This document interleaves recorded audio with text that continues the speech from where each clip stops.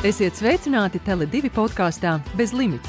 Šis ir podkāsts, kurā ar ekspertiem runāsim par jēgpilnu interneta lietošanu, jeb to, kā modernās tehnoloģijas ietekmē mūsu ikdienu, attiecības, darbu, ģimenes dzīvi un veselību, kā arī sarunāsimies ar aizraujošiem uzņēmējiem par personības lomu biznesā, jo kā nekā, bizness sākas ar cilvēku. Ernesta metode. Varbūt jūs esat redzējuši TikTokā šo kontu, kurā ir iespēja saprast matemātiku un raisīt vēlmi mācīties matemātiku, tādā saprotamā veidā. Kontam ir 12,000 sekotāji, un es šodien sarunāšos ar Ernestu, kas ir šī konta izveidotājs, kas māca jauniešiem un arī bērniem matemātiku, un man šķiet tādā patiesi foršā veidā, tādā, ka arī tie, kuri galīgi nesaprot matemātiku, beigās to saprot. Čau, Ernest! Jā, sveiki! Paldies, ka uzaicinājāt mani uz podkāstu. Jā, tiešām ļoti novērtēju. Tu šobrīd esi students. Tu studē, vai ne? Vidusskolu pavisam nesen pabeidzi. Jā, tagad. Es saprotu, ka tu pabeidzi vidusskolu ar ļoti labiem rādītājiem. Matemātikas centralizētajā eksāmenā tu saņēmi 100%. Jā, optimālajā līmenī es saņēmu 100%. Kas ir jāizdara, lai varētu pabeigt šādi skolu ar šādiem rezultātiem? Tur ir tā lieta, ka teiksim, tā eksāmena, tā pirmā daļa, viņa vairāk notestē, vai tu zini, vai tev ir zināšanas, bet tā otra daļa, kas atšķir tos, kurus dabū 70%, tie, kur dabū 90% un uz augšu 100%, tur nepietiek ne tikai zināt, un kaut kādā iegaumēt kaut kādas formulas, tur ir arī jāsaprot tā matemātika. Ja, un tāpēc ir tāds teiciens, ja kāds profesors teica, understand, don't memorize, learn principles, not formulas. Saproti, nevis tā kā teikt, iezubri, un tad mācies principus, nevis formulas. Jā, kas ir ļoti, īstenībā, jebkurai dzīves sfērai attiecināms teiciens patiesībā. Ka tā izpratne ir tā, kas ir vajadzīga, nevis vienkārši tāda iekalšana. Ko mēs, es atceros, es skolā mēdzu arī kaut ko iekalt. Tā vienkārši bija. Mēs noteikti parunāsim par to, kā tu vispār skaties uz izglītības sistēmu un kur tu redzi iespējams robus matemātikas mācīšanā un kādi būtu tavi piedāvājumi, kā tos aizpildīt. Bet sāksim ar to, ka izstāsti, kā tev radās šī doma, ka tu varētu veidot sociālajos mēdījos saturu un mācīt matemātiku. Jā, tas ir ļoti interesants stāsts, jā. Jo es jau visu laiku biju pazīstams, kā tas matemātikas čalis, pie kura iet, kad jautājums par matemātiku. Jā, un man daudz lūdzās, lai es viņiem pasniedz privātus, un es tāds, nē, man nav laika, man tur skola, hokejs, tas viss. Un tad vienam tik ļoti vajadzēs tāds, labi, ir. Jā, un es pamēģināju, un tad izrādījās tas baigi noderīgi, ka visiem baigi nodara. Tas ieliku kaut kādu sludinājumu SSA, un tad jau man bija pilns grafiks. Tu ieliki sludinājumu SSA? Jā. Nevis sociālajos mēdījos? Nē, tāpēc man draugs pateica, ieliec SSA, būs pilns. Es arī ieliku, un bija pilns. Un es tāds, paldies viņam. Bet stāsts, kāpēc tieši tas kāpēc sāk sociālais tīklos, ir tāpēc, ka uz māja beigām, visi nevienam vairs nevajag mācīties, visi grib iet vasarā, un man daži klienti aizgāja. Un es tāds, man vajag klients, un es tāds, ielikšu TikToku. Bet tu jau veidoji pirms tam TikTok? Tev bija konts, TikTok konts? Jā. Man bija daži video, kur bija pirms tam ielikti kaut kāds mēģinājums, kuras skaņa bija pilnīgi traģiska, apgaismojums traģisks, tur tā kā neko, nav brīnums, ka viņi nekādus skatījumus nedabūja. Un tad es ieliku vienu video, kurus vienkārši nofilmēju, tad parādu rekur. Vakarā būs tiešraide, kā es izpildīšu iepriekšējā gada eksāmenu. Un es tā neskatoties, cik tas video tur labi, es domāju, kaut kāds 100 skatījumu būs, tu reji savās darīšanās, tas atnāk atkal vakarā pie galda piesēžos, ieslēdz to YouTube streamu un skatās vienkārši čats vienkārši eksplodē, tur saka, Ernest, tu esi populārs, aiziet, es tāds ko es neredzu skatītāju skaitu, es apstos 150 skatās tiešais tāds ko. Jā, es atveru TikToku, un tur jau iet 30, 40, 50 tūkstoši skatījumu, un tagad viņam jau kaut kādi, man liekas, 120, 130 tam video skatījumu. Jā, tas bija tas moments, kad aizgāja. Un no tā brīža es noķēru to hypu, ir, un tagad tieši vajag, un tad es vienkārši maucu dienām, naktīm, 3 video dienā, lai tātad visiem iedot iespēju sagatavoties maksimāli tam eksāmenam. Kad tu gulēji? Nu. Jo tev par to noteikti arī ir kaut kas sakāms, vai ne, ka miegs ir svarīgs, lai mēs labi mācītos. Tas bija tas periods, kad pirms eksāmeniem bija mācības beigušās pa lielam, un tas bija eksāmenu laiks, un nebija jāiet uz skolu, tā kā varēja atgulēties. Taisnība, vai ne? Tāpat tas bija daudz darba.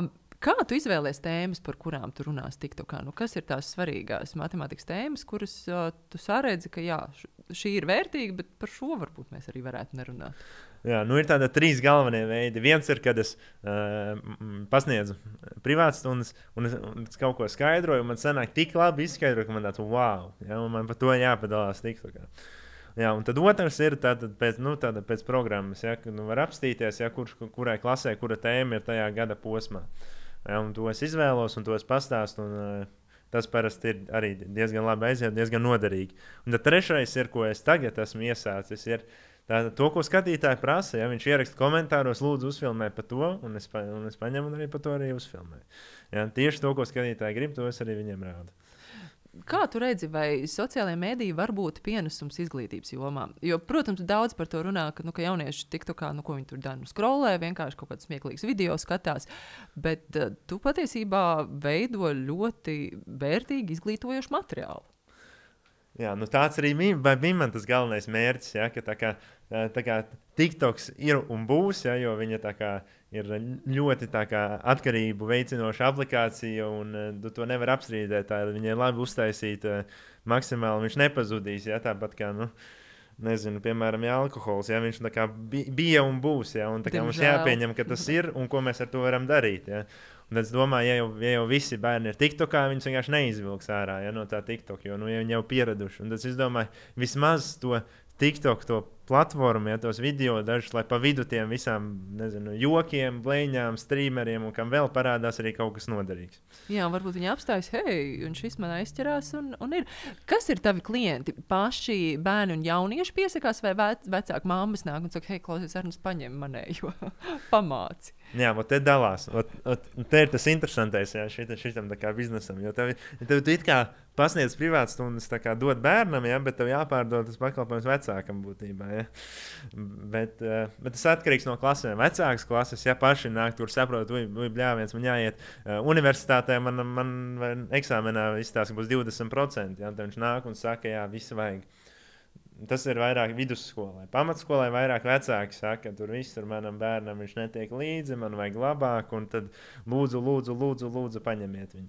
Bet vecāki tevi uztver nopietni, jo tu esi jaunietis. Zini, kā vienmēr šķiet, vajag pieredzējuši, krietni vecāki varbūt gados. Viņi uztver tevi nopietni, ka tu vari mācīt matemātiku. Jā, tas ir, Facebook fórumos, es veicu to savu tirgus pētniecību, es skatījos, kas varbūt labāk Facebook fórumiem, tur vecāki rakstīja. Tagad visi šie pirmie ģimnāzisti ar saviem diplomiem mētājās un saka, jā, baigi pasniegs privātstundas, visādi sasniegumi ir, bet ko te viņi manam bērnam iemācīs, jā. Man arī tā likās, ko es tagad, tikko pabeidzu, bet tad es tā kā sāku, un izrādās tas bija baigi noderīgi, un tā kā Rekur arī TikToks parādīja, ka tas interesē, un tas ir tas, ko bērni grib redzēt. Un pilni komentāri ir, tu man 1 minūtē pastāstīji labāk nekā skolotājs 2 stundās. Labi, parunājam tagad par to. Kā tu redzi, kā matemātiku māca Latvijas skolās? Jā, tas ir ļoti, ļoti atkarīgs. No tā ļoti daudz skolēnu saka, tā kā dažiem paveicās skolotāji, dažiem nē. Tas ir liels faktors. Ja vai nu paveicās, vai nu nepaveicās. Jā, bet es negribu baigi pieksīties skolotājiem, jo es viņus ļoti, ļoti respektēju, kā viņi būtībā ziedo savu laiku, visu, jo tas ir fiziski un emocionāli ļoti nogurdinošs darbs. Un viņi to ziedo nākotnē, jo kurš tad cits, jo tie ir bērni, jau ir nākotnes cilvēki, kuri veidos nākotnes pasauli. Un tāpēc es ļoti novērtēju viņu darbu, es nevaru piesieties, un tas ir, protams, pašsaprotami, ka tas kaut kāds izdegums vienā brīdī rodās, vai kaut kāda pretestība sistēmai, un kas tur vēl. Un dažreiz ir tā, ka atkarīgs no skolotājiem. Un ir arī tas grupu mērķis, kad sēž tur 30 skolēni. Protams, ir grūtāk pasniegt, katram vajag to savu līmeni, savu pieeju, kādam ātrāk, lēnāk. Un tas grupas efekts ir tāds, kāds viņš ir. Ja, Man vairāk ir tāds, kā čoms čomam, ja nevis skolotājs skolēnam, ja, bet tā kā čoms čomam vienkārši tā, pa draudzīgo pastāstīt, ja, aptuveni, kā tas ir, ja, ātri, lai var saprast. Kā tev šķiet, kāpēc bērniem un jauniešiem lielai daļai nepatīk matemātika? Kas tas ir tāds, kas nespēja saprast, nezinu, nepietiekami aizraujoši tiek pastāstīts par matemātiku? Kas ir tas?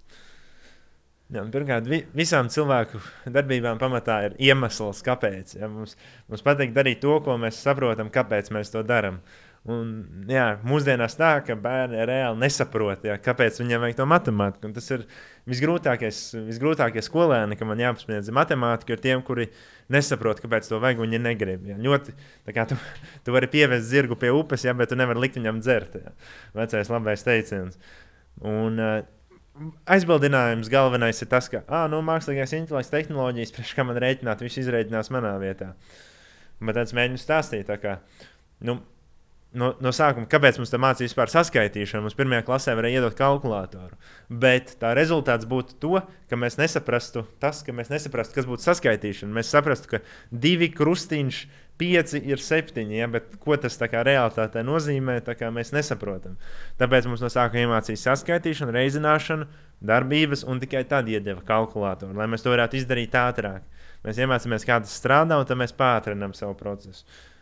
Tas ir pirmais. Un otrais, ko es stāstu, viņš saka, ka mākslīgais intelekts var daudz ko izdarīt mūsu vietā.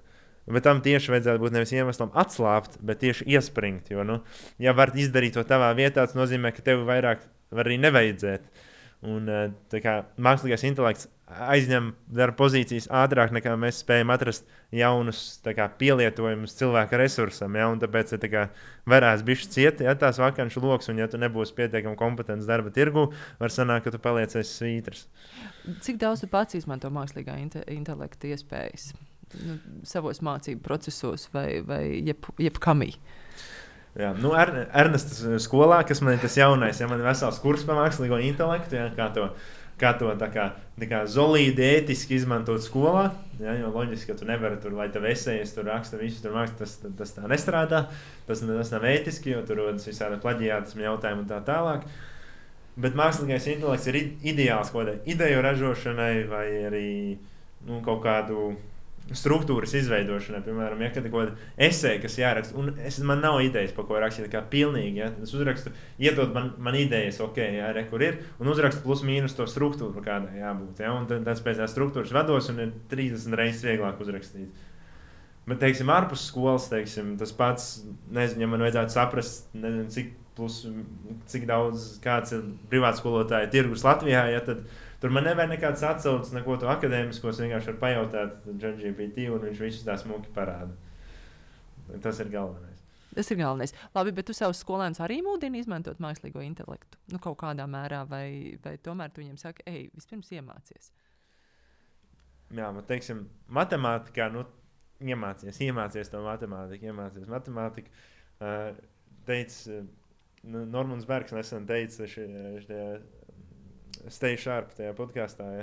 Viņam ir tas teiciens, ja, bērni mācieties fiziku, ja. Kustināt smadzenes, kaut ko mācīt. Ja, un es viņam ļoti, ļoti piekrītu, ja, ka jāmācās. Tā kā mākslīgais intelekts kā papildus tevi papildina, ja, padara to procesu ātrāku, ja, bet tā kā, tomēr neaizvieto tavas darbības. Ja viņš aizvieto tavas darbības, tad vienkārši nav jēgas no tevis. Ja, vajag tā, lai viņš papildina. Un par to es runāju tajā Ernestas skolā, tajā savā kursā, kā tad viņu izmantot, jo viņš mums būs jāizmanto, tā ir nākotne, un ja mēs gribam būt kompetenti darba tirgū, mums būs ļoti svarīgi mācīt viņu efektīvi izmantot. Jā, es pavisam nesen dzirdēju tādu teicienu, liekas, Paulam Timrotam tas pieder, ka pasaule ir brīnumu pilna, ja tu nesaproti fiziku un ķīmiju. Ja? Piemēram, tas šķiet, visapkārt vienu brīnumu, bet ja tu to esi iemācījies, tad tu saproti, ka tur nav nekāda brīnuma, ja?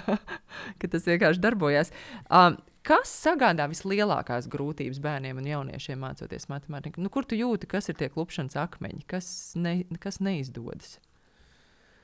Jā, klupšanas akmeņi vislielākā problēma ir tā, ka ir zināšanu caurumi, ja, ka, teiksim, ir kaut kāds periods, kur viņš ir noslinkojis, Un matemātika ir tāds priekšmets, kur tā kā viena tēma tiek būvēta uz nākamās bāzes. Ja.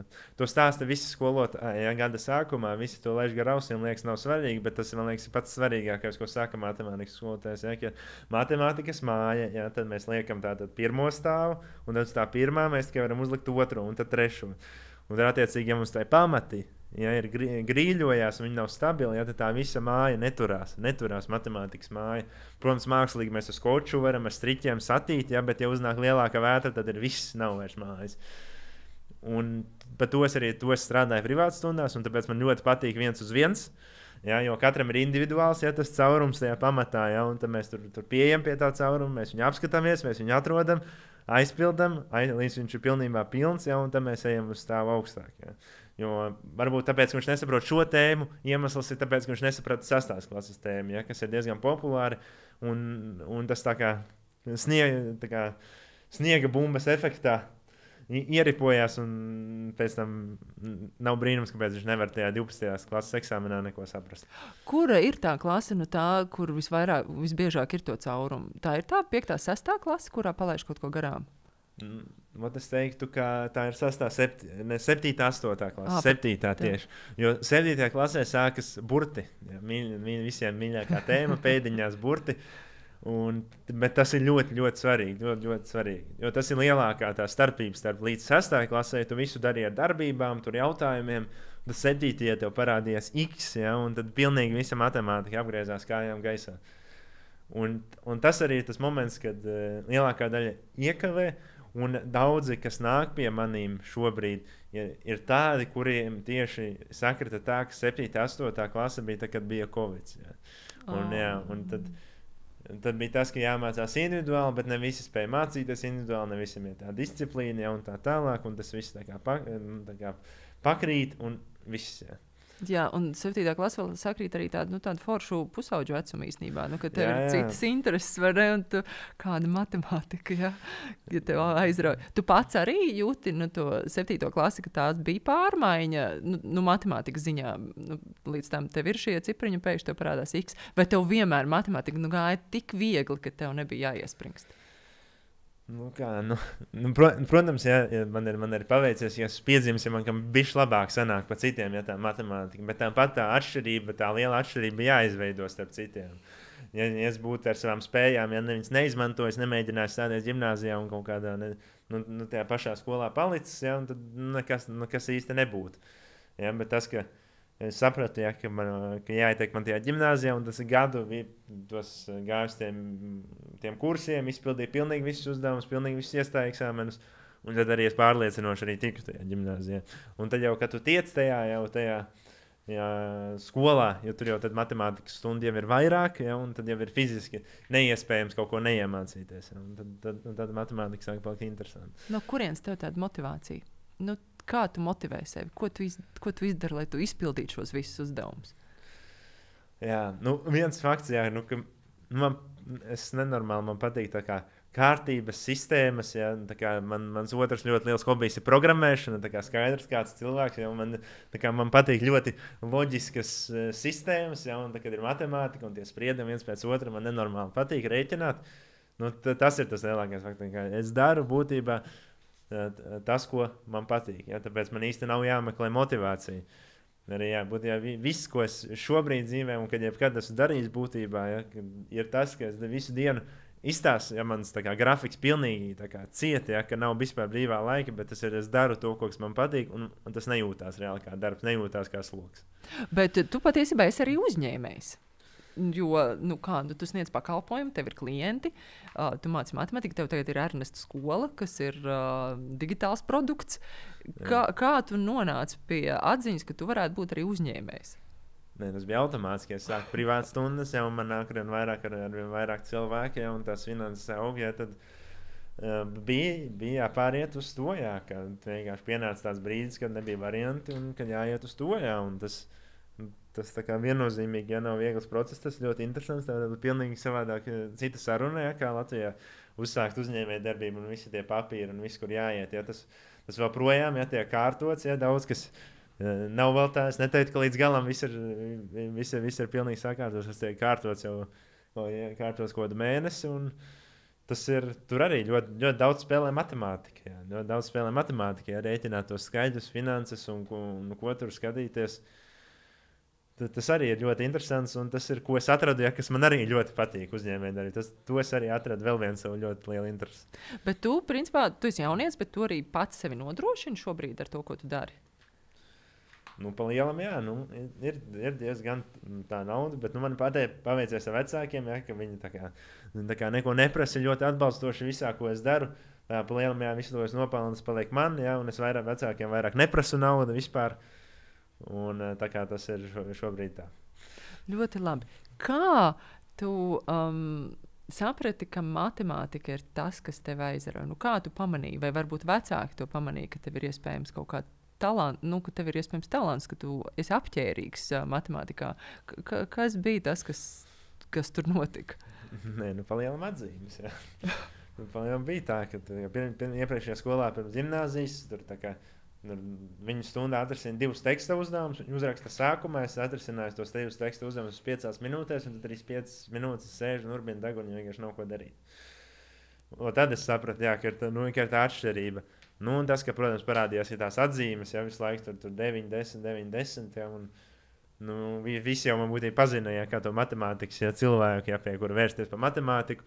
Un tad es sapratu to, ka jā, man tiešām arī patika rēķināt to visu, ja, ka man tas patika un man tas arī sanāk, un tad es sapratu, ka tas ir manējais. Kā tu nepazaudēji tādu motivāciju to darīt, jo, zini kā, tu esi izdarījis, viss ir padarīts, un tad tev jāgaida, piemēram, pārējie. Tas ir tāds riskants moments īstenībā. Nepamest to un jā, nepazaudēt to interesi, tāpēc ka garlaicība piezogs garlaicību. Viens bija variants, ko es rēķināju uz priekšu, vai teiksim, tajā Olēnas skolā, kurš mācījos, tur bija ļoti labi matemātikas skolotāji, kas atbalstīja. Tur bija es, ja, un vēl viena meitene, kas bija, mēs bijām top 2 klasē, ja, un mēs laiku speciāli gājām tam konsultācijām un gatavojāmies matemātikas olimpiādēm. Ja. Tā kā es ļoti paldies skolotājiem, ja, kas tiem, kuri tur izšāva, ja, viņi pievērst maksimāli vairāk uzmanību, ja, un tā, lai mēs tāda nestu, ja, gan skolas vārdu, ja, un to visu, ja, jo skolotāji jau vairāk nemaksā, ja, par to, ka viņi paņem to konsultāciju, ja, tas tīri no viņu puses, ja, un par to es esmu ļoti pateicīgs. Jā, ka viņi redzēja, ka tev ir šis, vai ne? Jā. Ar matemātikas talantu piedzimst, vai jebkurš var iemācīties matemātiku? Jā, tā tas ir. Jā. Dažiem, protams, uzreiz piedzimstot padodas bišķi vieglāk, un dažiem bišķi grūtāk, ja, bet tas nav tas, ko nevar iemācīties un to, ko nevar iemīlēt. Ja. Protams, ir tie mākslinieki, ja, pilnīgi, bet matemātika jau arī savā ziņā māksla. Ja. Viņi vienkārši redz savādāk to matemātiku, ja, un varbūt tāds veids, kā stāsta skolā, nav tas veids, kā viņiem iemācīties matemātiku. Jo katram ir diezgan individuāli pieeja, kā viņš mācās, un katrs mēs pasauli redzam savādāk. Ko tu redzi, kas būtu varbūt jāveic, kādas izmaiņas izglītības tajā struktūrā vai tajā, kā tiek pasniegta matemātika? Ko varētu darīt citādāk, lai matemātika bērniem, jauniešiem šķīstu aizraujošāk, un lai tas nebūtu tāds, Dievs, atkal tā matene, ja?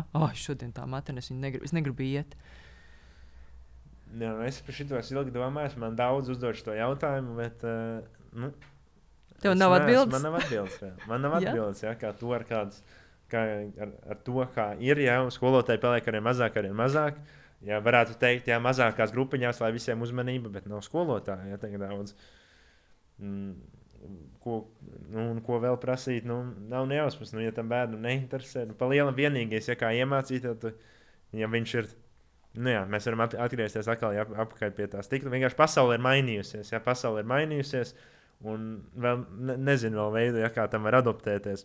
Ja, pa ko es grāmatā stāstu par to, ka TikTok, ja, tas tā kā uzmanības tas slieksnis, ja, kas ir jānotur, baigi samazinājies. Ja. Ja mēs apstāmies, kā TikTok skrolē bērni, ja tur ir kaut kāda pussekunde katram video, lai tev ieinteresētu, ja neinteresē, šķirt tālāk. Ja.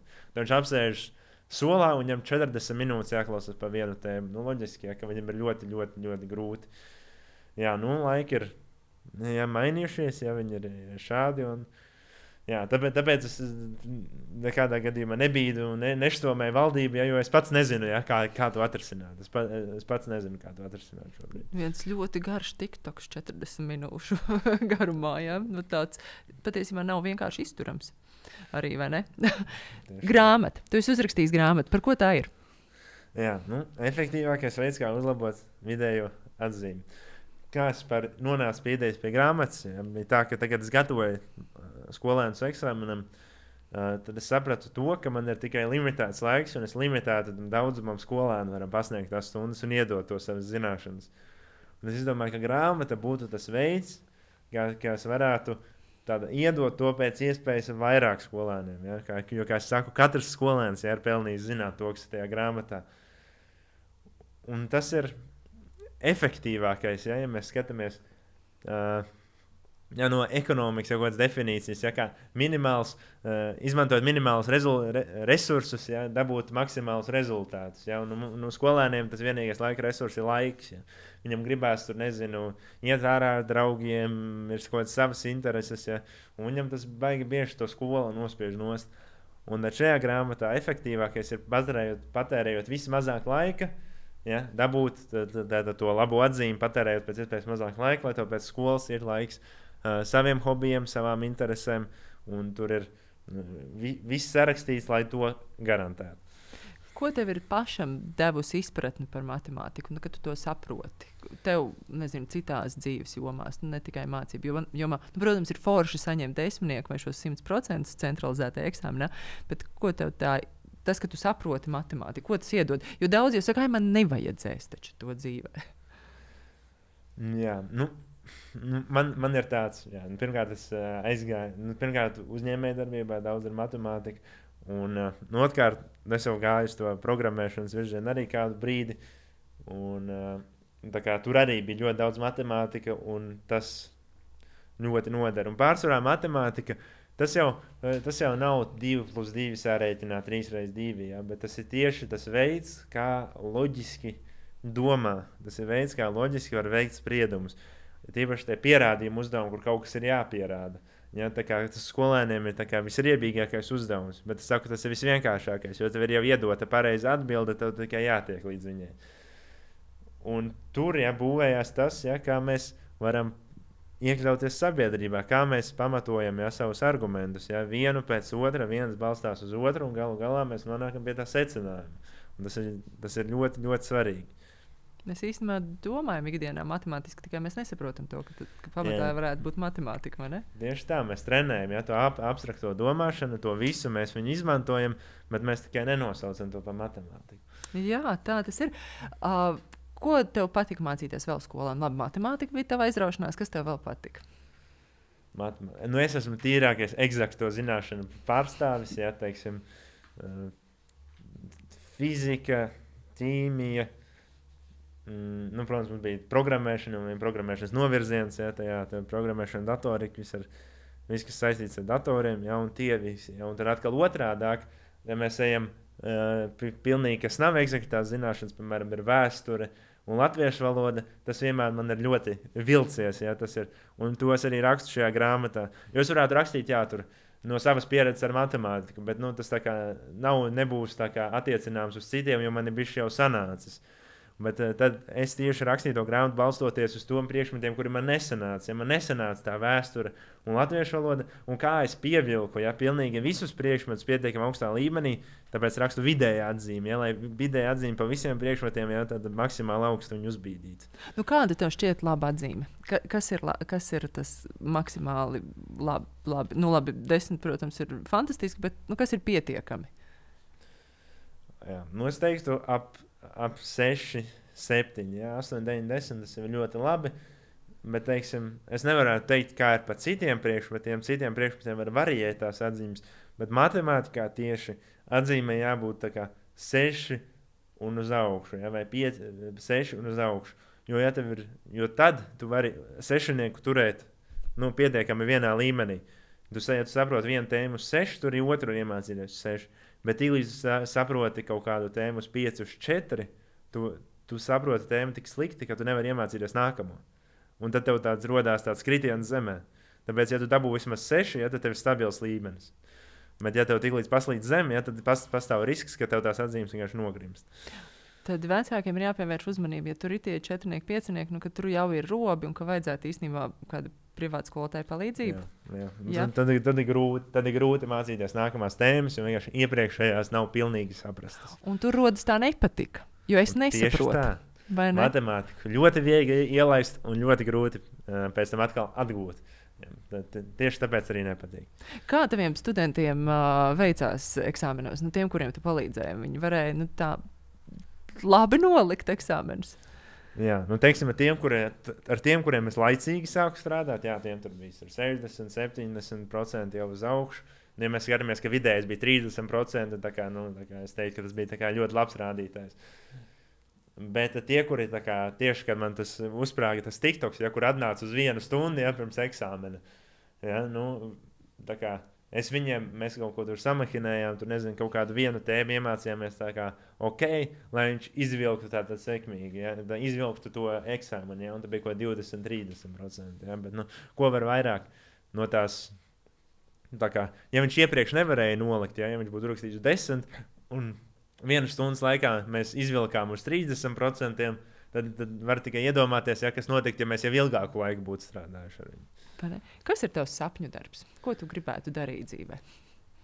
Jā, te ir tas mans apvienojums, ja, kā es esmu izvēlējies tagad iet, ja, ka man ļoti patīk tā matemātika, un no sākuma es gāju pilnīgi programmēšanas virzienā, bet tad parādījās tā iespēja par to mācīties Rīgas ekonomikas augstskolā, un tad man arī sākās tā visa uzņēmējdarbība, un sapratu, ka man darbības ar finansēm arī patīk, un tas mana perfektais darbs būtu finanšu tehnoloģijas. Un to es esmu atradis, ja, jo tagad iešu bakalaurāts, pabeigšu biznesā un ekonomikā, un tad es domāju, un tad es iešu attiecīgi maģistru datorzinātnēs, ja, un tad es būšu tāds fintech, ja, tieši tur pa vidu, ja, apvienot, ja, manu patiku, ja, pret finansēm un visu to, un arī programmēšanu un tehnoloģijām, ja, un es to visu varētu savienot kopā un būtu ļoti forši. Un, protams, ja paralēli nekad nepazusta, mans mērķis paliek, ja, popularizēt matemātiku, ka matemātika nav tas, ka tu ieraugi skaņus un viss slikti.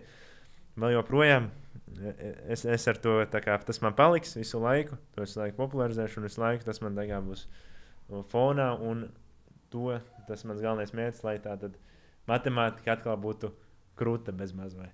Bet tu redzi, piemēram, sevi strādājumu arī skolā, ne tikai privātas stundas pasniedzot, bet tiešām vienkāršā kādā, Rīgas skolā vai rajona skolā, tu redzi sevi? Jā, es teicu, man patīk ļoti strādāt 1 uz 1. Ja. Grupā ir grūtāk. Ja. Teiksim, grupā jau, kad ir virs kaut kādiem 5 cilvēkiem, ir grūtāk, ja, bet tad tev 30 apsēžās. Man tas vienkārši nav mans. Man patīk 1 uz 1. Ja, bet atkal tad ir 1 uz 1, es nevaru pietiekami daudz cilvēkiem iedot savas zināšanas, ir limitēts skaits.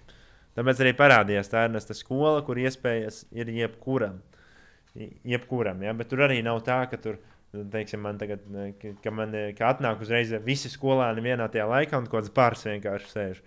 Tātad, ka katru nedēļu tiek izvēlēts 3 top tēmas, kas ir karstākās pamatskolai un vidusskolai, un tās tiek pārunātas, ja, un tā reāli uz to katru tēmu atnāk 3-4 skolēni, un tad tas ir visefektīvi, tas vēl ir ņemams. Visi iesaistās, visi runā pa vienu un to tēmu, es katram pajautāju, ja, tur, nezinu, caur kaut kādu joku, ja joku izšauju to cauri, ielieku, nezinu, kaut kādu to jociņu blakus vai kaut kādu gifu, ja, vai mīmu, ja, lai tā ir interesantāk, un tam skolēnam matemātika atkal liekas tā kā interesanti. Jo es arī neizskatos pēc tā standarta skolotāja. Jūs tā kā apskaties uz manu video, domā, streameris vēl. Ja? Austiņas, mikrofons, ja man pirms tam vēl bija tas gaming krēsls tāds kārtīgais. Gamer, tas ir streameris. Ja? Šī ir forša, šī ir stilīgi mācīties. Ja? Tieši tā, tas ir stilīgi. Jā, tev tā kā neasociējās, ja? Varbūt daļa ir, ja kaut kāda stereotipa, ja tu ieraugi skolotāju un viss tev jau miegs nāk, ja? Bet tu ieraugi šitādu, ja, kas tev asociējas, ja, ar kaut kādu ātru, interesantu kontentu, un tev liekas, ka šis arī būs tāpat. Jā, un tieši ar to arī es paliku populārs un atpazīstams ar to, ka tātad es runāju jauniešiem saprotamā valodā. Tas laikam ir tas, kas iespējams pietrūks no skolotāja puses, ka, hei, varbūt mēs varētu jauniešiem saprotamā valodā runāt. Kaut kā, bet tāpat laikā, kā tu saki, 30 bērni klasē, tas ir, es neapskaužu. Tas ir milzīgs izaicinājums. Tas ir milzīgs darbs, jā. Vai ne? To nevar paveikt jebkurš patiesībā. Un vēl, ne tikai noturēt uzmanību, bet vēl arī kaut ko iemācīt. Kādam, vai ne? Tad, klausies, paldies tev liels. Paldies par to, ko tu dari. Es domāju, ka tu dari ārkārtīgi svētīgu darbu, tāpēc, ka lai nebūtu šo robu matemātikā, lai pēc tam arī dzīvē cilvēki varētu darīt un piepildīt savas ieceres, tā pilnvērtīgi, nevis no kaut kā atteikties, tāpēc, ka iztrūkst kaut kāds robs matemātikā, vai ne? Tieši tā. Vai ne? Paldies, ka jūs skatījāties un klausījāties. Ernesta metode, palūkojiet TikTokā, ko tas nozīmē, paskatieties arī Ernesta skolu, un kas zina, varbūt kāds pavisam drīz kļūs par Ernesta skolēnu, un vairs to robu matemātikā nebūs. Vai ne? Jā, tieši tā. Ejiet uz Ernesta metode, .com, tur ir gan grāmata, gan skola, gan viss pa privātstundām, un tad gaidīšu jūs skolnieki manās privātstundās. Kā īsts biznesmenis. Paldies tev. Tā.